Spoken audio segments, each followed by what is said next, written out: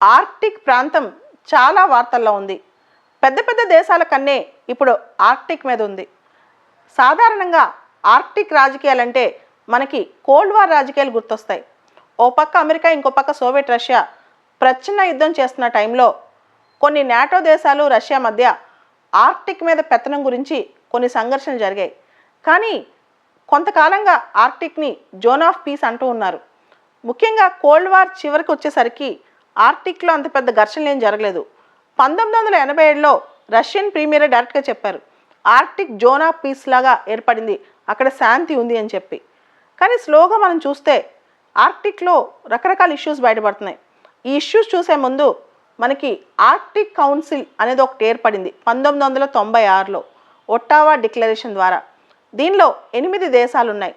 ఈ 8 దేశాల్లో ముఖ్యమైన దేశాలు Canada, America, Russia, Denmark, Finland, Iceland, Sweden, ఈ దేశాలు ఉన్నాయన్నమాట. ఈ దేశాలతో పాటు 2013లో 6 అబ్జర్వర్ దేశాలు కూడా ఆర్క్టిక్ కౌన్సిల్లో చేరాయి.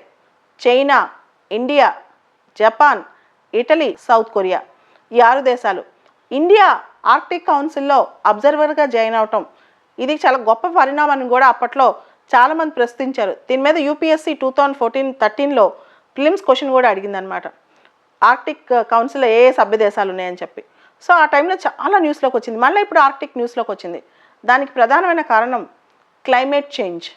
వాతావరణ మార్పుల వల్ల ఆర్క్టిక్ రీజియన్లో ఐస్ క్యాప్స్ అన్నీ కరిగిపోయి, మంచుగడ్డలన్నీ కరిగిపోయి, గ్లోబల్ వార్మింగ్ ప్రభావంతో చాలా వరకు నీళ్ళగా మారిపోయి చిన్న చిన్న ఐలాండ్స్ దగ్గరలో కూడా సబ్మర్జ్ అవడం జరుగుతుంది.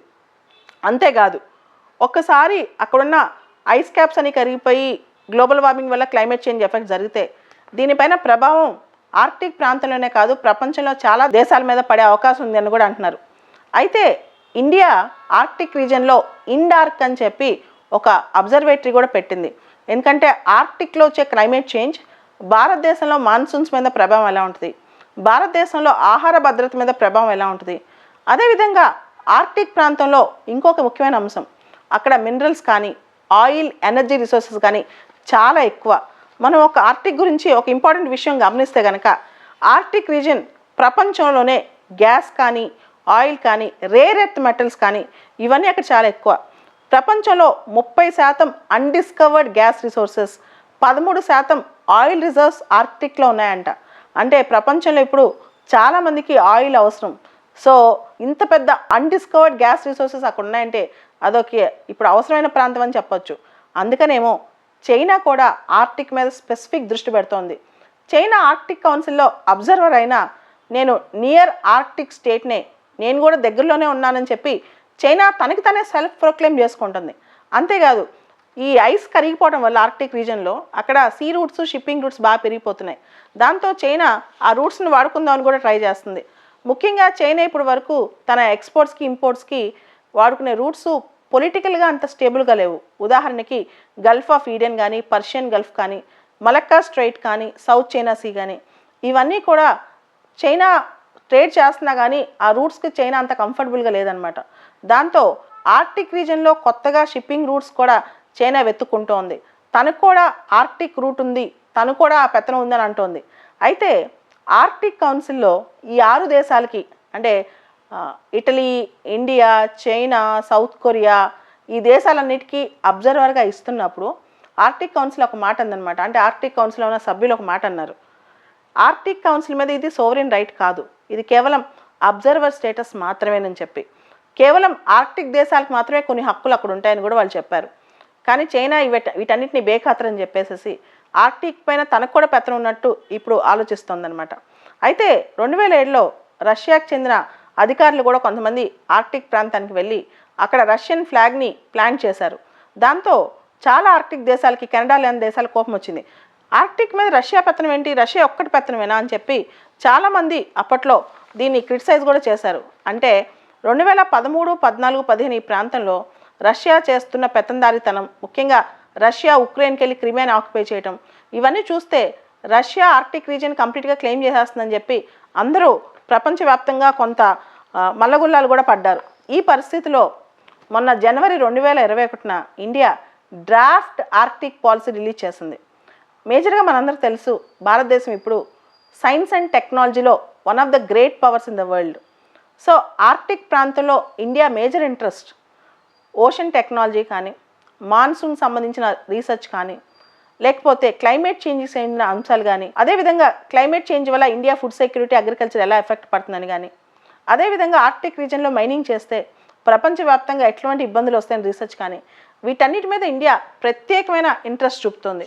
అదేవిధంగా ఆర్క్టిక్ రీజన్కి సంబంధించి ఇండియన్ డ్రాఫ్ట్ ఆర్క్టిక్ పాలసీలో కొన్ని ఇంపార్టెంట్ పాయింట్స్ ఉన్నాయి. ఒకటి సైన్స్ అండ్ రీసెర్చ్, రెండోది ఎకనమిక్ అండ్ హ్యూమన్ డెవలప్మెంట్, మూడోది transport and communication and connectivity, నాలుగోది గవర్నెన్స్ అండ్ ఇంటర్నేషనల్ కోఆపరేషన్, ఐదోది నేషనల్ కెపాసిటీ బిల్డింగ్.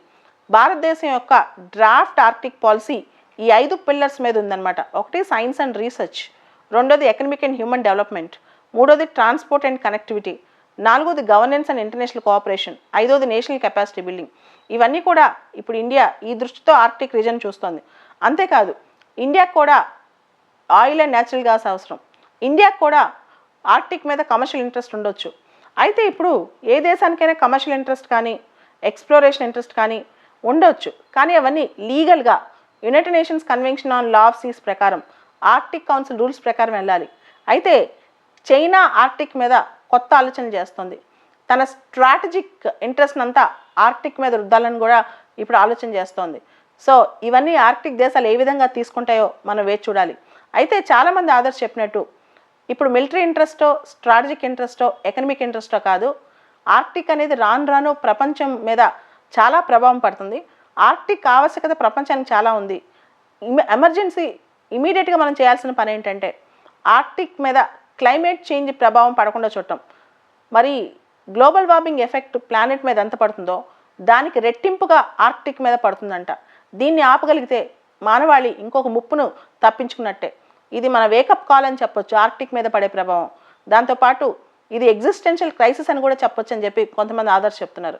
ఏది ఏమైనప్పటికీ జియో పొలిటికల్గా, ఎకనమికల్గా, మినరల్ రిసోర్సెస్ పరంగా, దాంతోపాటు స్ట్రాటజిక్గా అండ్ నావిగేషన్ పరంగా ఆర్క్టిక్ ఇప్పుడు అందరి దృష్టిలో ఉంది. అందరి కన్ను దాని మీదే ఉంది.